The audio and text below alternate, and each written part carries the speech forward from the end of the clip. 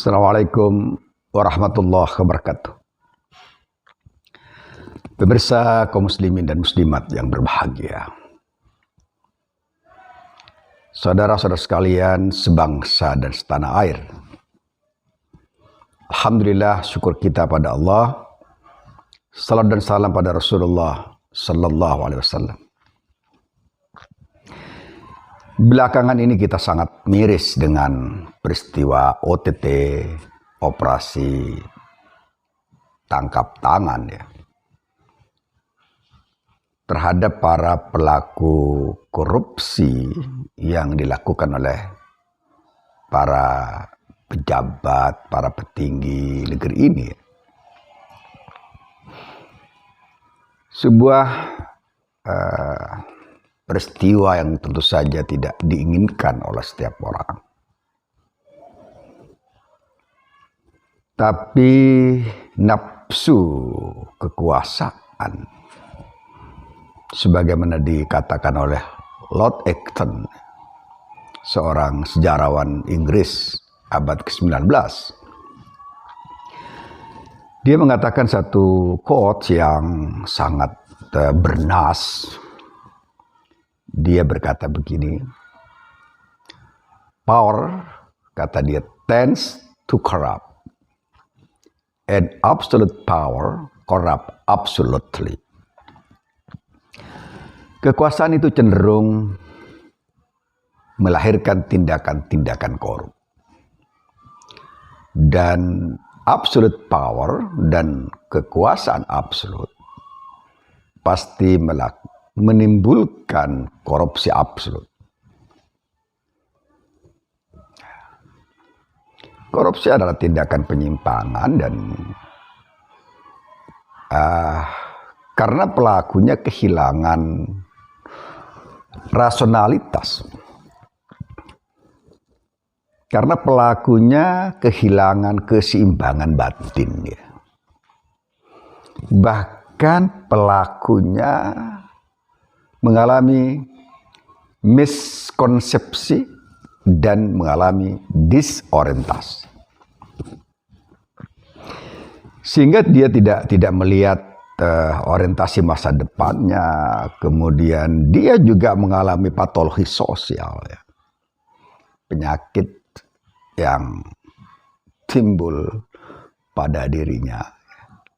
Karena mungkin dia berada di sebuah masyarakat yang mengeluh-ngeluhkan, dia butuh terhadap apresiasi, sanjungan, dan pujian oleh mereka.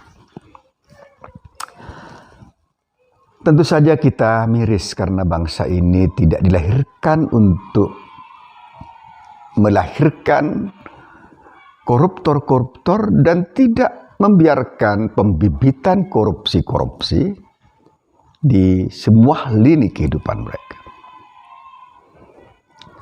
Bangsa ini ingin, terutama para pendiri bangsa ini, menginginkan sebuah negara yang baldatun thayyibatun wa rabbun ghafur. Sebuah negara baldatun thayyibah, negeri yang thayyibah, yang baik, yang sejahtera. Wa rabbun ghafur, yang diampuni oleh Tuhannya, bukan dimurkai oleh Tuhannya. Sementara tindakan korupsi adalah tindakan kezaliman. Dan kezaliman itu az-zulmu zulumatun yaumil qiyamah. Kezaliman itu akan mendatangkan kegelapan di hari kiamat. Karena bagi pelakunya, karena kenapa? Karena sesungguhnya korupsi ya yang merupakan kezaliman itu, pelakunya telah memberi jalan gelap terhadap banyak orang. Menaburkan duri kehidupan yang mencederai jalan hidup mereka. Terutama jalan hidup rakyat kecil yang terseret-seret oleh duka lara, yang terseret-seret oleh derita dan kepedihan hidup yang ditaburkan oleh mereka yang korup, para pejabat-pejabat korup. Yang tidak berpikir tentang rakyatnya, tentang anak bangsanya. Yang dipikirkan adalah mungkin memikirkan tentang perutnya, atau mungkin dia menginginkan ingin memuaskan syahwat berkuasanya, atau menginginkan agar orang memuji lengkap, komplit terhadap dirinya dengan cara-cara kotor, dengan cara-cara najis ya, dengan cara-cara yang sebenarnya menyakiti nuraninya, memedihkan hatinya. Karena hati yang sehat, qalbun salim, itu tidak mungkin menginginkan pelakunya itu korupsi dengan memakan harta rakyat, menjadi penghisap darah bangsa ini. Para pejabat yang petinggi atau elit-elit bangsa ini, yang pikirannya menjadi kacau balau itu karena beberapa hal yang mungkin saya sampaikan resepnya, agar ya semoga ada yang bisa mendengar ya. Dan saya yakin bahwa tatkala resep ini mereka laksanakan, mereka minum resepnya dan dianggap sebagai obat bagi kehidupan anti korupsinya, saya yakin bahwa bangsa ini akan mengalami mungkin tidak zero korup, tetapi ya minimize korup, minimum korup. How to minimize korup? Meminimalisir, tidak membengkakkan, tidak maximize, tidak menjadikan korupsi menjadi sebuah arus yang terus mengalir deras, seakan-akan tidak ada yang mampu membendung korupsi itu. Padahal orang-orang beragama ya, orang-orang ulama ya, para dai, para ustadz sering menyampaikan sabda Rasulullah SAW sangat-sangat terkenal. Tetapi sabda itu seakan-akan tidak mempengaruhi cara berpikir bangsa atau elit-elit yang korupsi itu.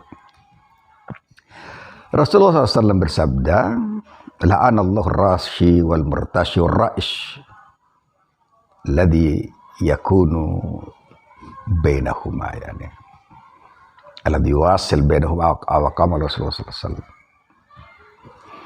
Wa kama qala Nabi SAW, ar-rashi wal murtashi, para penyogok, para periswa, tentu saja riswa ini adalah tindakan korup. Wal murtashi, dan yang disogok, dan orang-orang yang menjadi jembatan antara keduanya, Allah laknat kehidupannya. Dan tatkala Allah melaknat seseorang, tentu saja dia mengalami kegelapan dalam melangkah. Karena hatinya juga mengalami infeksi jiwa. Dan orang yang sakit hatinya sakit, ini tentu saja dia mengalami ketidaknormalan berjalan, ketidaknormalan berpikir, ketidaknormalan orientasi, dan seterusnya. Ada beberapa hal yang perlu kita lakukan agar riswah atau sogok menyogok atau korupsi ini tidak menjalar terhadap tindakan kita, dan kita menjadi jernih berpikir tatkala mungkin ada orang yang ingin menjadikan kita sebenarnya korban dari ketidakjernihan hati kita dan ketidakjernihan pikiran kita. Pertama, pemirsa rahimakumullah, agar seseorang itu terhambat untuk melajukan syahwat untuk korupsi, dia harus bersyukur banyak kepada Allah. Syukur ini dia mulai sejak awal ya. Sejak mendapat nikmat dari Allah Subhanahu wa taala dalam bentuk yang kecil, dia bersyukur minimal banget mengatakan alhamdulillah ya melalui lisannya, dan dilanjutkan dengan tindakan memberi kepada orang agar dia tidak menjadi orang yang menadah terus, yang mencengkeram terus, yang mengambil terus. Syukur ini ya, syukur kepada Allah Subhanahu wa taala, tatkala dimulai dari yang kecil, maka dia akan terus bersyukur tatkala mendapatkan yang besar. Rasulullah SAW bersabda, "Malam yashkuril qalila," kata beliau, "lam yashkuril katsir." Barang siapa yang tidak pernah bersyukur terhadap hal-hal kecil yang Allah berikan padanya sebagai nikmat, maka dia tidak akan pernah mampu bersyukur terhadap yang besar. Proses bersyukur ini yang dilakukan oleh seseorang, pasti dia tidak akan pernah terbersit dalam jiwanya, dalam hatinya, untuk melakukan tindakan-tindakan yang menjadikan dirinya hancur gara-gara tindakan yang penggelapan jiwa dan penggelapan pikiran itu. Rasa syukur ini akan melahirkan apa yang disebut kemudian al-qanaah. Ini obat kedua ya. Seseorang yang bersyukur kepada Allah, hal-hal yang kecil yang dimilikinya, maka dia akan puas dan dia akan anti terhadap ketamakan ya. Perlu diketahui bahwa orang-orang yang tidak bersyukur, maka lawannya adalah kufur. Orang-orang yang kufur nikmat kepada Allah, tentu saja dia akan tidak qanaah, tidak puas terhadap apa yang Allah berikan. Maksud puas adalah kita menerima apa yang Allah berikan kepada kita dan kita mensyukurinya, atau kita bersyukur apa yang Allah berikan kepada kita dan kita qanaah. Kita qanaah maksudnya bukan berarti kita tidak mencari lagi nikmat Allah ya. Karena ini kemudian saya qanaah dan saya tidak akan bekerja lagi, tidak. Itu pekerjaan yang keliru. Kita qanaah apa yang Allah berikan kepada kita syukuri dan kita puas terhadap pemberian dan karunia Allah itu. Tatkala ada kepuasan jiwa pada kita semua ya. Tatkala ada kepuasan jiwa pada kita semua, maka kita tidak akan pernah berpikir untuk mengambil hak orang lain. Tidak pernah berpikir untuk memperkaya diri. Tidak pernah berpikir untuk menyengsarakan rakyat, untuk menindas mereka, untuk memiskinkan mereka, untuk melemahkan mereka, untuk menjadikan mereka du'afa dan mustad'afin. Yang kemudian kita melihat mereka dengan bahagia. Melihat mereka dengan mata yang subhanallah, saya tidak bayangkan ada orang yang melihat orang di bawahnya, dia tidak ada empati dan simpati, bahkan menikmati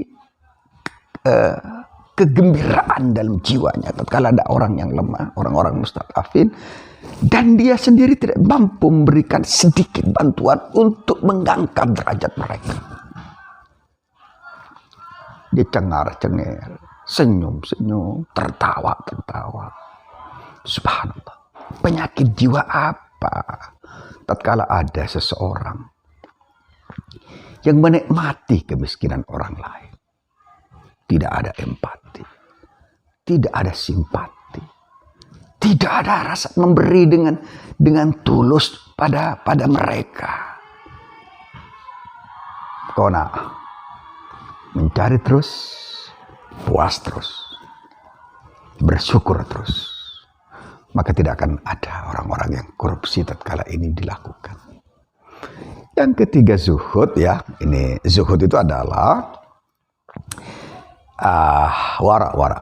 Selanjutnya adalah wara ya. Wara itu adalah dia tidak pernah berpikir untuk memakan harta yang haram. Sekecil apapun ya, sekecil apapun. Dia tidak ingin ada harta haram yang masuk dalam jiwanya, yang masuk dalam raganya, yang masuk dalam pakaiannya, yang menjadi tembok-tembok rumahnya, yang menjadi jendela-jendela yang indah, yang menjadi kebun-kebunnya. Tidak pernah berpikir, tidak pernah terbetik dalam hatinya, dalam pikirannya, dalam hatinya, untuk mengambil harta haram. Karena dia tahu bahwa daging yang tumbuh dari barang haram itu fannaru aula bihi. Maka neraka adalah sangat pantas untuk menjadi tempat orang bersangkutan. Karena tindakan-tindakannya adalah tindakan neraka. Tindakan neraka adalah tindakan yang menjadikan orang itu tidak bahagia. Menjadikan orang itu melarat, orang lain melarat. Dan tentu saja dia harus menanggung konsekuensi dari tindakan nerakanya. Pemirsa rahimakumullah, tatkala ada seseorang sudah wara, dia anti yang haram-haram, maka negeri ini saya yakin tidak akan banyak atau sangat-sangat minim orang-orang yang melakukan tindakan-tindakan korup, tindakan-tindakan zalim. Yang terakhir, ya, apalagi kalau sampai pada tingkat ini seseorang az-zuhud. Zuhud ini, pemirsa rahimakumullah, saudara-saudara sekalian, sebangsa dan setanah air, dia anti yang syubhat. Yang syubhat, yang tidak jelas, yang remang-remang. Apakah ini haram atau halal? Haram atau halal? Dia meninggalkan yang syubhat ini karena khawatir, takut bahwa harta yang dia anggap syubhat, yang dia pikirkan syubhat itu menjadi barang haram. Pemirsa kaum muslimin yang berbahagia, bangsa ini merindukan sebuah negeri yang baldatun thayyibatun wa rabbun ghafur, anti korupsi. Dan anak-anaknya adalah anak-anak yang bersyukur. Anak-anak bangsanya adalah anak-anak yang bersyukur, yang qanaah, yang wara' dan zuhud. Tapi sekali lagi, apa yang dikatakan oleh Lord Acton itu benar adanya. Kekuasaan seringkali menyeret pada korupsi, pada tindakan-tindakan penyalahgunaan. Dan tatkala dia memiliki absolute power, kekuasaan absolut, maka terjadilah penyimpangan sempurna dari kekuasaan itu. Kita berharap bahwa apa yang saya sampaikan tentang zuhud, tentang wara', istilahnya istilah keagamaan. Tapi ini sangat mujarab untuk dijadikan resep kehidupan bernegara. Di mana seorang pandai bersyukur, pasti dia tidak kufur. Dan tatkala orang qanaah, pasti dia tidak tamak. Dan tatkala orang zuhud, pasti dia menghindari yang haram-haram. Dan tatkala dia zuhud, pasti menghindari yang syubhat-syubhat. Dan tatkala wara', maka dia pasti menghindari yang haram-haram. Negeri ini akan menjadi negeri yang bersih dari korupsi tatkala anak bangsanya adalah anak-anak yang mampu bersyukur, mampu puas dengan apa yang Allah berikan tanpa iri dan dengki kepada orang lain. Dan dia terus berjuang untuk meningkatkan apa yang Allah berikan itu dengan senantiasa minta ridhonya kepada Allah. Zuhud dan wara' akan menjadikan seorang tidak terjebak dalam harta haram yang mungkin berlimpah di depan matanya. Dan dia tidak akan terseret pada hal-hal yang syubhat sehingga dia selamat dunia akhirat. Assalamualaikum warahmatullahi wabarakatuh.